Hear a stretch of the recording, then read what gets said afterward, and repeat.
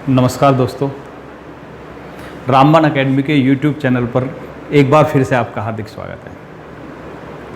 भाइयों, पिछले कई दिन से हम जीके की वीडियो नहीं डाल पा रहे हैं, तो आज हम जीके का टॉपिक लेते हैं।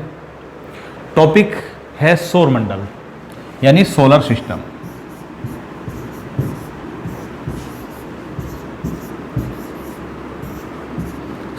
सौरमंडल यानी सोलर सिस्टम।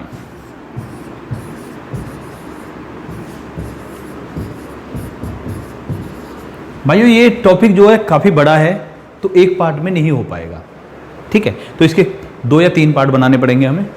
तो पहले बात करते हैं सौरमंडल क्या है। देखिए, हमारे जो अंतरिक्ष है इसमें बहुत तरह के पिंड होते हैं। पहले उन्हीं के बारे में बात करते हैं, कौन कौन से पिंड होते हैं अंतरिक्ष में। एक होते हैं तारे यानी स्टार्स, ठीक है, ग्रह, उपग्रह, धूमकेतु, धूमकेतु यानी कोमेट, उल्का पिंड, क्षुद्र ग्रह, ब्लैक होल, पल्सर, ये कई सारी चीजें आपको पढ़ने को मिलेंगी। तो पहले हम बात करते हैं, थोड़ा सा हल्का सा जानकारी रखते हैं इन चीज़ों की। उल्का पिंड, धूमकेतु बाद में देखते हैं अभी हम, क्योंकि पहले हम सौरमंडल पर आ रहे हैं। 3 मुख्य चीजें होती है, तारे, ग्रह और उपग्रह। तारे क्या हैं? ऐसा पिंड जिसमें खुद का प्रकाश है, जो खुद प्रकाश उत्पन्न करता है वो तारा होता है। तो हमारा जो सूर्य है वो भी एक तारा है, हमारे सौरमंडल का तारा है सूर्य, ठीक है। क्यों? क्योंकि इसमें नाभिकीय संलयन प्रक्रिया चलती है और उसके तहत ये प्रकाश और एनर्जी उत्पन्न करता है। ग्रह यानी प्लैनेट, ग्रह को क्या बोलते हैं? Planet, stars, planet. तो ग्रह कौन से होते हैं? जो किसी तारे की परिक्रमा करते हैं वो सभी ग्रह कहलाते हैं। जो किसी तारे की परिक्रमा करते हैं वो सभी ग्रह कहलाते हैं। उपग्रह यानी सैटेलाइट, सैटेलाइट जो होते हैं वो ग्रहों की परिक्रमा करते हैं। तो तारे खुद का प्रकाश होता है, तारों की परिक्रमा करते हैं ग्रह, और ग्रहों की परिक्रमा करते हैं उपग्रह। अब तारे की परिक्रमा क्षुद्र ग्रह भी यानी एस्टेरॉइड्स भी करते हैं। वो सब चीजें आपके सामने आती रहेंगी। तो अभी हम बात करते हैं तारे की। तो हमारे सौरमंडल में एक ही तारा है जिसको हम सूर्य कहते हैं। जब हम सौरमंडल की बात करते हैं तो इससे जुड़ी हुई कुछ चीजें आती हैं पहली, ठीक है। टॉलमी ने कहा था, टॉलमी ने कहा था कि पृथ्वी ब्रह्मांड का केंद्र है। याद रखना, सौरमंडल बहुत छोटा है। उसके बाद सौरमंडल के बाद आती है मंदाकिनी यानी गैलेक्सी, इसके बाद आता है यूनिवर्स यानी ब्रह्मांड। तो पूरे अंतरिक्ष को ब्रह्मांड कह सकते हैं। तो टॉलमी ने कहा था कि जो पृथ्वी है वो ब्रह्मांड का केंद्र है। तो टॉलमी जो मतलब 2री शताब्दी ईस्वी सन में हुए थे, उन्होंने कहा कि पृथ्वी पूरे ब्रह्मांड का केंद्र है। तो जितना भी अंतरिक्ष में चीजें हैं, चाहे वो तारे हैं, चाहे ग्रह हैं, चाहे उपग्रह, सभी के सभी पृथ्वी की परिक्रमा करते हैं, ये टॉलमी ने कहा। फिर इस अवधारणा को हटा दिया गया, पुरानी अवधारणा थी। फिर कोपरनिकस ने क्या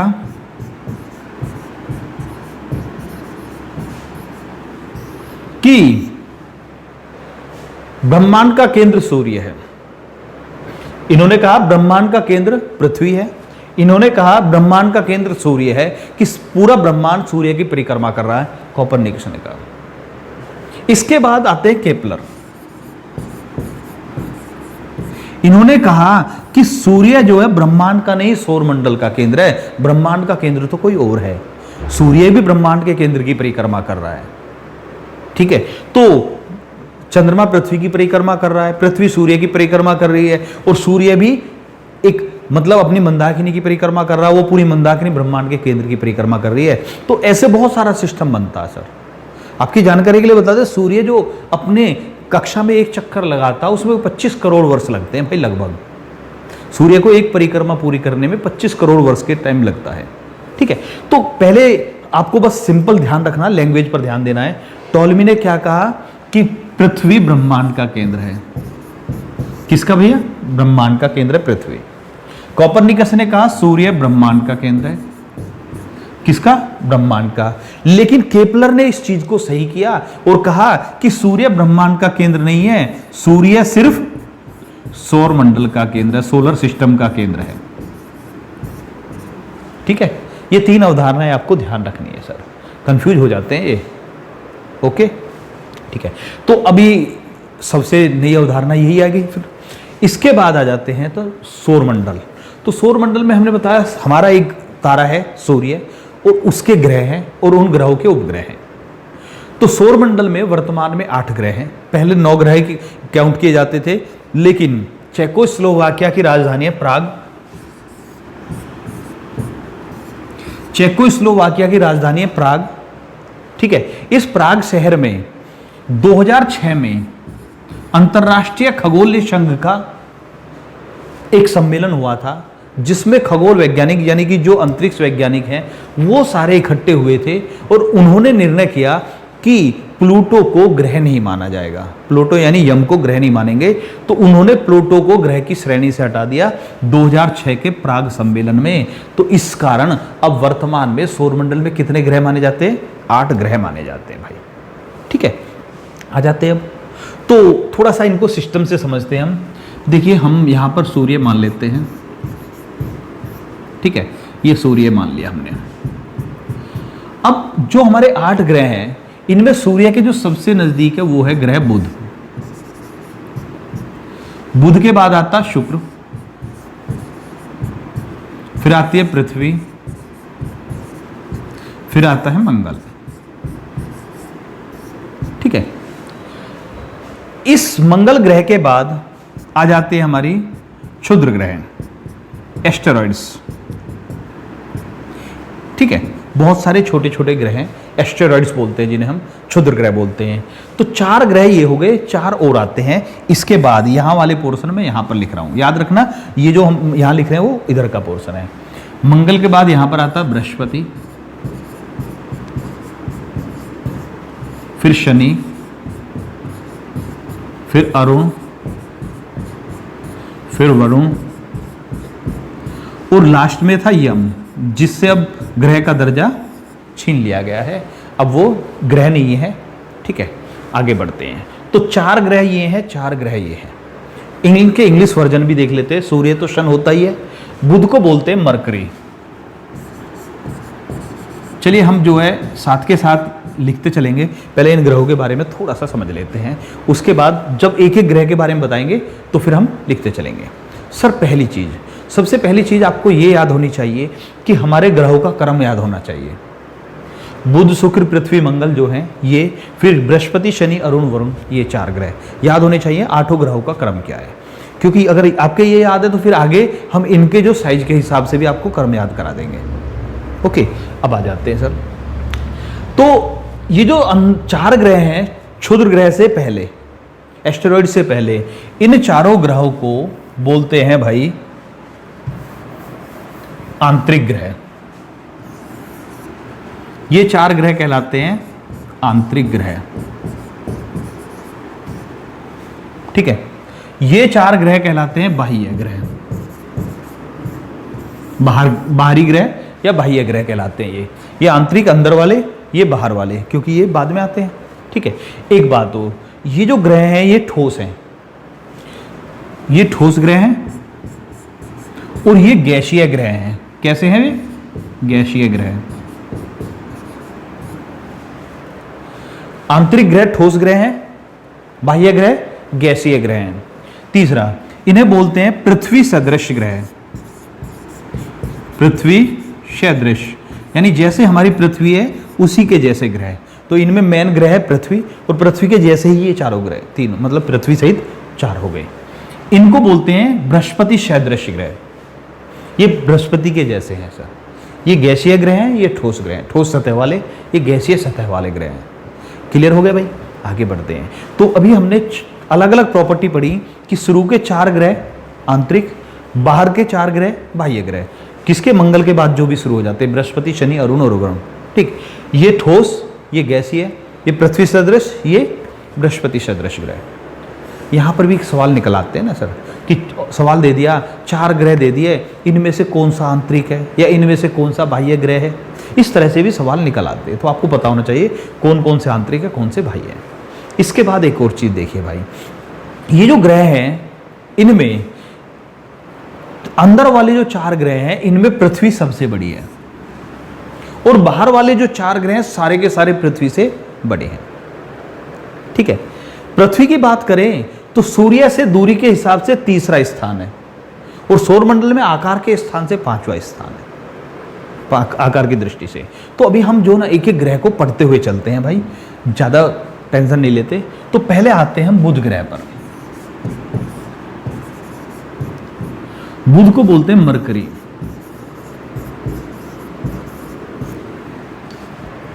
ठीक है, बुध को मरकरी बोलते हैं। इसकी खासियत की बात करें तो सबसे पहली बात कि यह सौरमंडल का सबसे छोटा ग्रह है।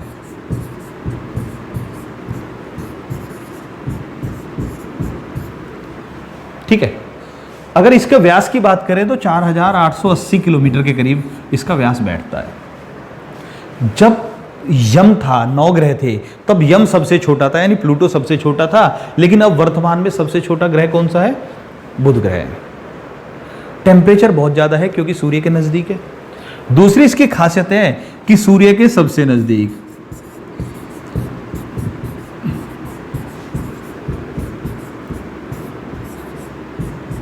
सूर्य के सबसे पास में कौन सा ग्रह है? बुध ग्रह है। 2 हो गए। तो सबसे छोटा ग्रह है और सूर्य से सबसे नजदीक ग्रह है भाई ये।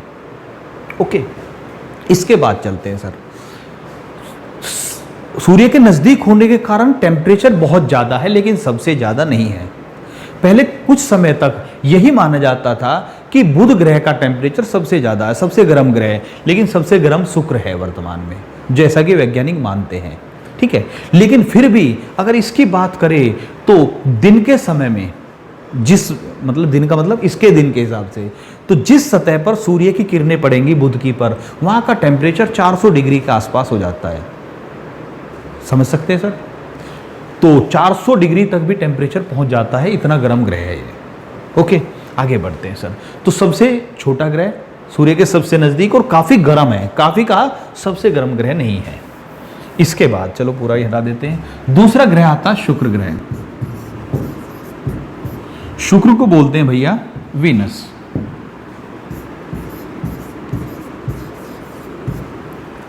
शुक्र यानी वीनस ग्रह। ठीक है, अब इसकी खासियत क्या है? यह सबसे गर्म है।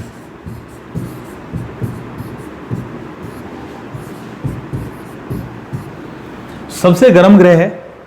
दूसरी बात, पृथ्वी से थोड़ा ही छोटा है, तो पृथ्वी का जुड़वा ग्रह बोलते हैं इसको।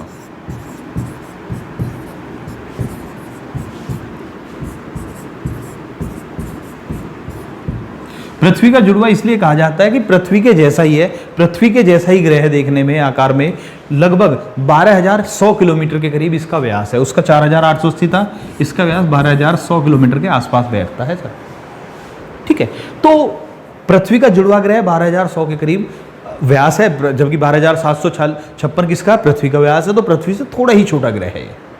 ओके, इसके बाद सबसे चमकीला ग्रह,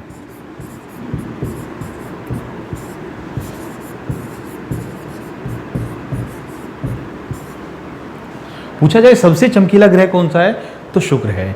अगर रात के समय अंतरिक्ष में देखें हम, तो चंद्रमा को छोड़कर जो सबसे चमकीली चीज दिखाई देगी वो शुक्र ग्रह होगा भाई, याद रखना।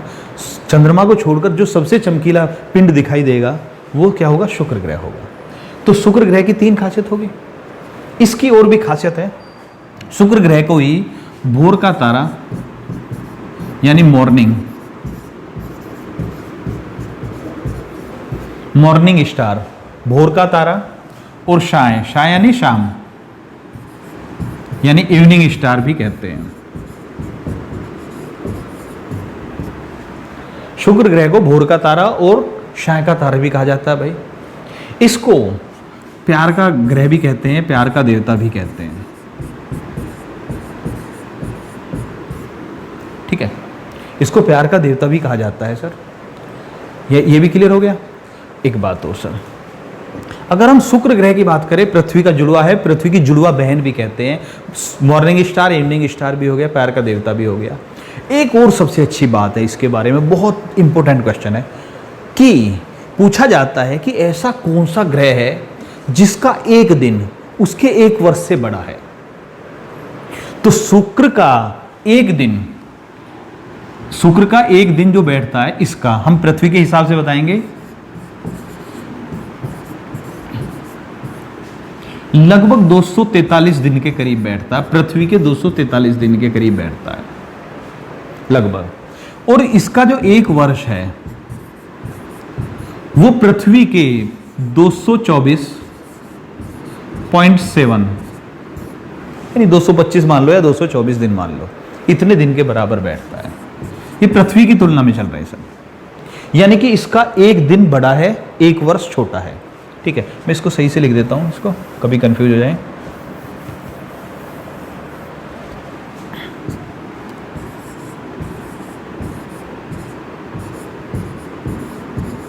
ये दशमलव है, ठीक है, 224.7 दिन। अब आ जाते हैं भाई, इसका मतलब क्या है? इसका मतलब ये है कि जब शुक्र ग्रह अपनी धुरी पर घूमता है तो उसको एक चक्कर पूरा करने में 243 दिन लगते हैं। जैसे पृथ्वी लगभग 24 घंटे 23 घंटे 56 मिनट 4 सेकंड में एक अपनी धुरी पर पूरा चक्कर करती है, तो इसको पृथ्वी के 243 दिन के बराबर टाइम लगता है सर। और जब ये सूर्य की परिक्रमा करता तो इतने टाइम में कर लेता है। तो सूर्य की परिक्रमा में लगा समय वर्ष कहलाता है और अपनी धुरी पर घूमने में लगा समय दिन कहलाता है। तो इसका दिन बड़ा है, वर्ष छोटा है। सौर मंडल का एकमात्र ग्रह जिसका दिन बड़ा और वर्ष छोटा है वो कौन सा भैया? शुक्र ग्रह। ठीक है, अच्छा सवाल था सर ये। इसके बाद तीसरा आ जाता है पृथ्वी। पृथ्वी के बारे में जानते हैं, पृथ्वी को नीला ग्रह कहते हैं पानी की उपस्थिति के कारण। पानी की उपस्थिति के कारण पृथ्वी को नीला ग्रह कहा जाता है। पृथ्वी की बात करें, पृथ्वी यानी अर्थ, तो यह सूर्य से तीसरा है। दूरी में कौन सा स्थान है इसका? थर्ड।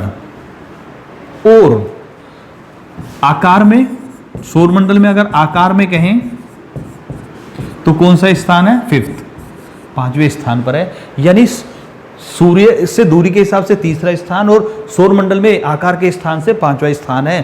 तो पृथ्वी से बड़े 4 ग्रह और हैं, और चारों के चारों कौन से ग्रह हैं? बाह्य ग्रह हैं भाई। समझ में आ गया? आगे बढ़ते हैं। तो पृथ्वी हो गया, इसके बारे में पूरा डिटेल चलेगा ही चलेगा। अगले सवाल पर आ जाते हैं हम। पृथ्वी के बाद आता मंगल। मंगल को बोलते हैं मार्स, MARS, मार्स। तो मंगल ग्रह की बात करें तो सबसे पहली इसकी खासियत है कि इसको लाल ग्रह कहा जाता है। ठीक है, लाल ग्रह, रेड प्लेनेट कहते हैं। दूसरा, इसे रहस्यों का ग्रह, रहस्य यानी सीक्रेट्स,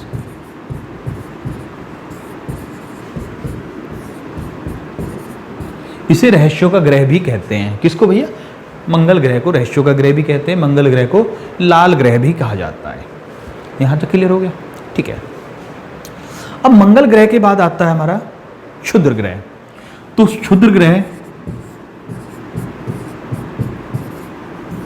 यानी एस्टेरॉइड्स,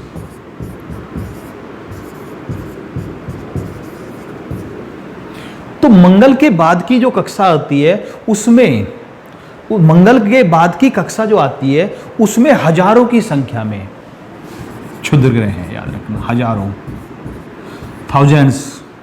ठीक है, हजारों क्षुद्र ग्रह हैं, एस्टेरॉइड्स हैं सर। तो यहां पर सवाल बनता है क्षुद्र ग्रह किस किस के बीच है? मंगल और बृहस्पति के बीच है। पहली बात, क्षुद्र ग्रह क्या बोलते हैं आपके जो हमारे यम है उसके बाद भी आते हैं कूपर बेल्ट में, अभी बताएंगे उसको कूपर बेल्ट के बारे में भी। तो क्षुद्र ग्रह मंगल और बृहस्पति के बीच है, हजारों की संख्या में छोटे छोटे ग्रह हैं जिनको हम ग्रह नहीं कह सकते लेकिन काफ़ी बड़े भी हैं। इनमें से कुछ सैकड़ों किलोमीटर व्यास वाले भी हैं सर। ओके, आगे बढ़ते हैं। तो क्षुद्र ग्रह के बाद आता बृहस्पति।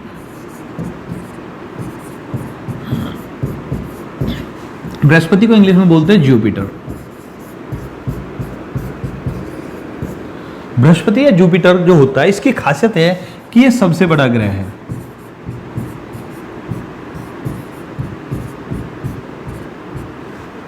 ठीक है, सबसे बड़ा ग्रह है, इतना बड़ा है कि अगर बाकी 7 ग्रहों को मिला दे तो इसके बराबर नहीं बैठेंगे। इसका आयतन बाकी 7 ग्रहों के आयतन से भी बड़ा बैठेगा, 2.5 गुने के करीब बैठता है सर ये। इसकी पहली खासियत है सबसे बड़ा ग्रह है, गैसीय ग्रह है भाई। क्लियर हो गया? ठीक है जी। बृहस्पति के बाद आता है शनि ग्रह। इनके बारे में, ग्रहों के बारे में और भी बहुत सारी चीज़ें हमें आपको बतानी है, तो अभी धीरे धीरे एक एक स्टेप चलते हैं। शनि ग्रह, शनि ग्रह को बोलते हैं हम सैटर्न। शनि यानी सैटर्न। इसकी खासियत है कि इसके चारों ओर गैसों के छल्ले पाए जाते हैं। जो गैस होते हैं, गैस के छल्ले से बने हुए हैं इस ग्रह के चारों ओर, शनि ग्रह के चारों ओर। तो जब हम सौरमंडल देखते हैं तो एक ग्रह होता है जिसके चारों तरफ छल्ले से दिखाई देते हैं, वो रिंग्स होते हैं, वो किसके होते हैं? शनि ग्रह के चारों तरफ होते हैं। ठीक है, शनि के बाद आता है अरुण, यूरेनस। अरुण की 2 खासियत याद रखनी है। एक तो ये कि ये हरा ग्रह है। हरा ग्रह किसके कारण है? मीथेन के कारण। इसमें मीथेन गैस की अधिकता के कारण ये हरे रंग का ग्रह दिखता है। ठीक है, अरुण को हरा ग्रह कहा जाता है मीथेन के कारण। दूसरी इसकी एक और खासियत है कि इसे लेटा हुआ ग्रह भी कहते हैं। इसे लाइंग प्लैनेट यानी लेटा हुआ ग्रह भी कहते हैं, ग्रीन प्लैनेट भी कहते हैं। किसको भाई? अरुण को।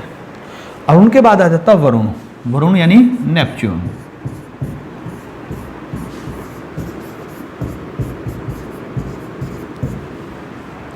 वरुण यानी नेपच्यून ग्रह। ठीक है, ये सबसे दूर है।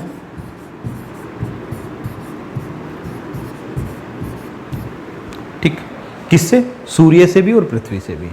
सूर्य से सबसे दूर वरुण, पृथ्वी से सबसे दूर वरुण। सबसे ठंडा भी है वर्तमान में।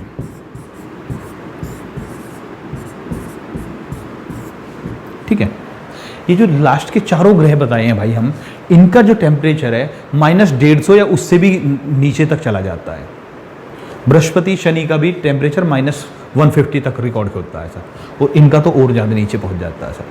तो सबसे दूर ग्रह, सबसे ठंडा ग्रह कौन सा है? वरुण ग्रह। अब देखिए यहाँ पर एक चीज़ का और विशेष ध्यान रखना है अभी आगे बढ़ने से पहले। अगर आपसे पूछा जा रहा सूर्य के सबसे नज़दीक बुध, सूर्य से सबसे दूर वरुण, पृथ्वी से सबसे दूर वरुण, लेकिन पृथ्वी के सबसे नज़दीक कौन सा है? शुक्र। पृथ्वी के सबसे नज़दीक शुक्र ग्रह है, यानी वीनस ग्रह है। ये भी नोट कर लेना, क्योंकि सूर्य के सबसे नज़दीक बुध है, पृथ्वी के सबसे नज़दीक शुक्र ग्रह है। यहाँ तक क्लियर हो गया? अब बात आ जाती है यम। तो यम जो 2006 में जिससे ग्रह का दर्जा छीना गया, ये कूपर बेल्ट में स्थित है। कूपर या कीपर या काइपर बेल्ट।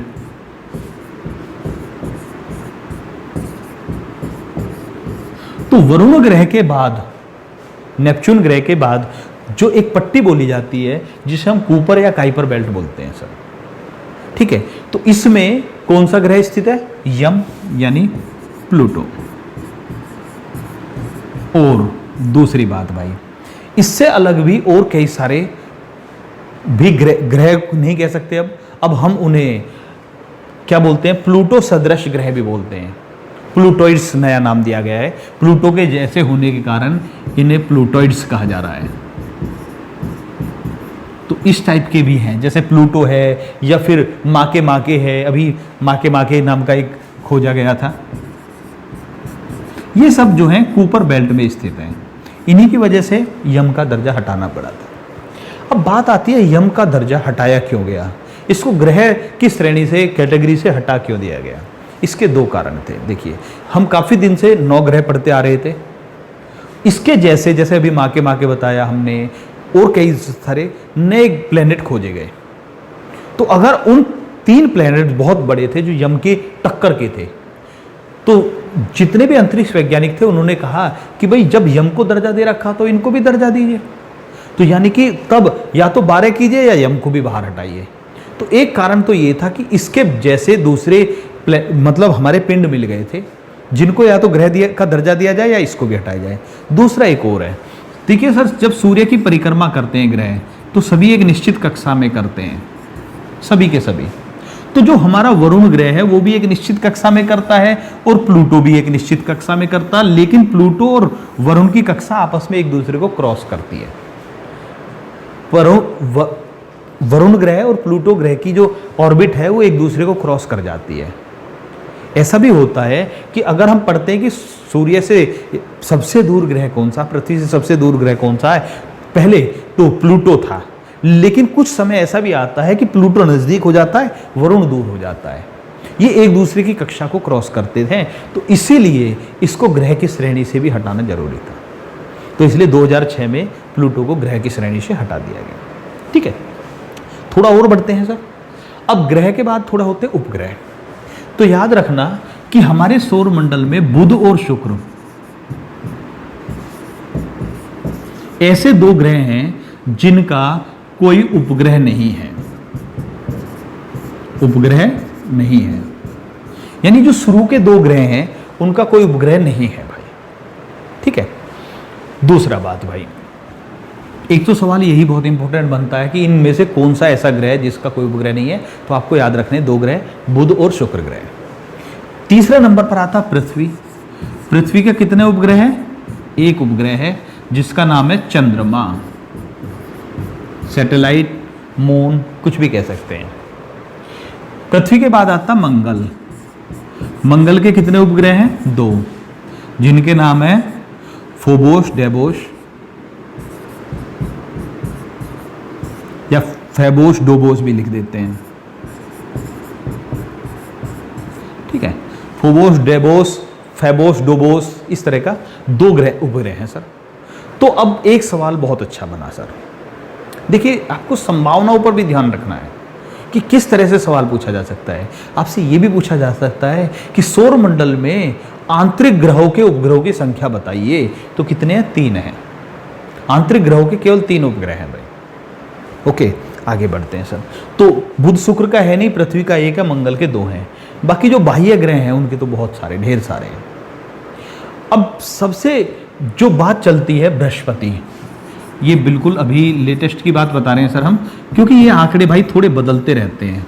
बृहस्पति और शनि, इन्हीं के उपग्रहों की बात करें तो अगर आप सितंबर 2019 तक की बात करें तो सबसे ज्यादा उपग्रहों वाला ग्रह था बृहस्पति। लेकिन अब वर्तमान में अक्टूबर 2019 में कुछ और उपग्रह खोजे गए, बृहस्पति के भी और शनि के भी, जिससे वर्तमान की स्थिति बता रहे हैं। हो सकता है कि जिस दिन वीडियो रिकॉर्ड कर रहे हैं तो कल या परसों या 10 दिन बाद या 1 महीने बाद या 2 वर्ष बाद ये चेंज भी हो जाए। ठीक है, तो इसके लिए तो आपको अप टू डेट रहना पड़ेगा सर।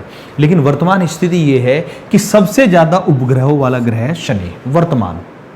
ठीक है, शनि के वर्तमान में 82 उपग्रह हैं और बृहस्पति के 79। ठीक है, ये बात है अक्टूबर 2019 में जो नए उपग्रह खोजे गए हैं उनके बाद की स्थिति। अभी तो इनमें से बहुत सारे ऐसे हैं जिनका नामकरण भी नहीं हुआ है। इसके 54 का नामकरण हो चुका है, 54, 25 का नहीं हुआ है। इसके 53 का हो चुका है, 29 का नहीं हुआ है। समझ में आ गया?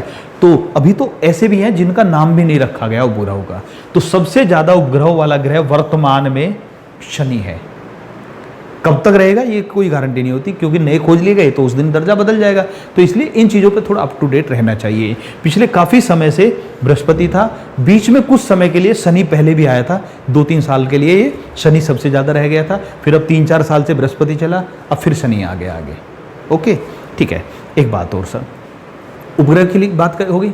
अब अगर पूछा जाए कि पूरे सौर मंडल में सबसे बड़ा उपग्रह कौन सा है, तो गैनीमीड सबसे बड़ा उपग्रह है। गैनीमीड सबसे बड़ा उपग्रह।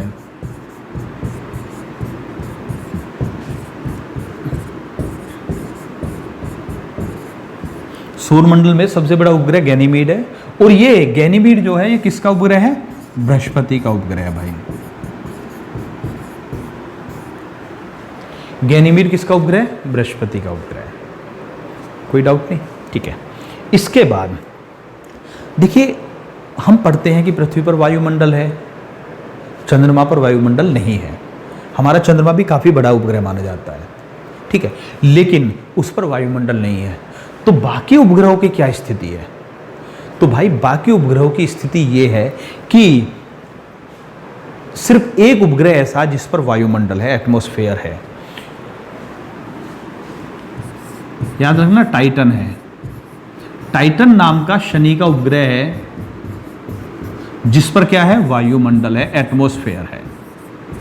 बाकी किसी उपग्रह पर वायुमंडल उपस्थित नहीं है। उपग्रह की बात कर रहे हैं, ग्रहों पर तो है, बृहस्पति पर भी, शनि पर भी, अरुण वरुण पर भी, पृथ्वी मंगल पर भी है, सभी पर है। लेकिन हम उपग्रहों की बात कर रहे हैं तो टाइटन शनि का उपग्रह है जिस पर वायुमंडल है, बाकी किसी उपग्रह पर वायुमंडल नहीं है। यहाँ तक क्लियर हो गया? अभी हमने आपको ग्रहों के बारे में बता दिया, उनके उपग्रहों के बारे में बता दिया। आपको याद रखना, ये जरूरत याद रखने की जरूरत नहीं है कि भैया कि अभी वर्तमान में किसके कितने उपग्रह, आपसे नहीं पूछा जाएगा। क्यों नहीं पूछा जाएगा? क्योंकि ये जिस दिन एग्जामिनर बनाएगा हो सकता है उसी से अगले दिन ही इसका आंसर बदल जाए, तो इसलिए ये नहीं पूछा जाता। हाँ, ये पूछा जा सकता है सबसे ज़्यादा उपग्रह किसके हैं, सबसे बड़ा उपग्रह कौन सा, वायुमंडल वाला कौन सा है, शनि मंगल के उपग्रहों के नाम बता दीजिए, ऐसे भी पूछे जा सकते हैं सर, ठीक है। देखिए अभी देखिए हमने आपको बेसिक बताया है बिल्कुल ही सौरमंडल का। इसमें बहुत सारे हैं कि किस ग्रह पर बड़ा वर्ष होता है, किस पर छोटा होता है, वर्ष कैसे बनते हैं, ये सब भी बताना है हमें। यूनिवर्स की थ्योरी भी बतानी है हमें।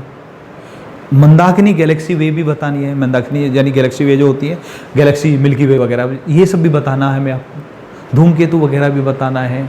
तो इन सब के बारे में अगर हम ग्रहण वगैरह, टाइड्स वगैरह, ज्वार भाटे बोलते हैं जिनको, उन सभी के बारे में बताएंगे तो बहुत लंबा टाइम लगेगा अभी, ठीक है। लेकिन भाई इन ग्रहों के बारे में भी, जो मैंने 8 ग्रह बताए हैं, इनके बारे में भी थोड़ी और डिटेल से हम आपको अगली वीडियो में प्रोवाइड कराएंगे। लेकिन शर्त ये है भाई कि आप पहले इस वीडियो में जितने भी फैक्ट दिए गए हैं, याद रखना इसमें फैक्ट बहुत हैं, हर फैक्ट को आप अच्छी तरह से याद कर लेंगे, अच्छी तरह से समझ लेंगे सर, ठीक है, क्योंकि जिससे आने वाली वीडियो आसान हो जाए। क्योंकि अगर मैं अभी इसी में कोशिश करूं, चलो हो भी जाएगा, आप भी झेल लेंगे, लेकिन जिस भाई के ये फैक्ट्स याद नहीं है तो उनके लिए आगे टफ हो जाएगा, इतनी सारी चीज़ें एक साथ याद नहीं रख पाएगा, ठीक है। तो अगली वीडियो को देखने से पहले, चलो मान लिया मैंने अगले दिन, आज जैसे आपकी वीडियो आज देख रहे हैं तो हो सकता है आपको अगले दिन ही हमारी वीडियो मिल जाए, लेकिन आप तब तक इसको दूसरी वीडियो को वॉच नहीं करेंगे जब तक कि आपको ये बिल्कुल क्लियर ना हो जाए, ठीक है भाई। आज की वीडियो में भाई इतना ही, अगली वीडियो में आपसे फिर मिलेंगे। नमस्कार भाई, जय हिंद।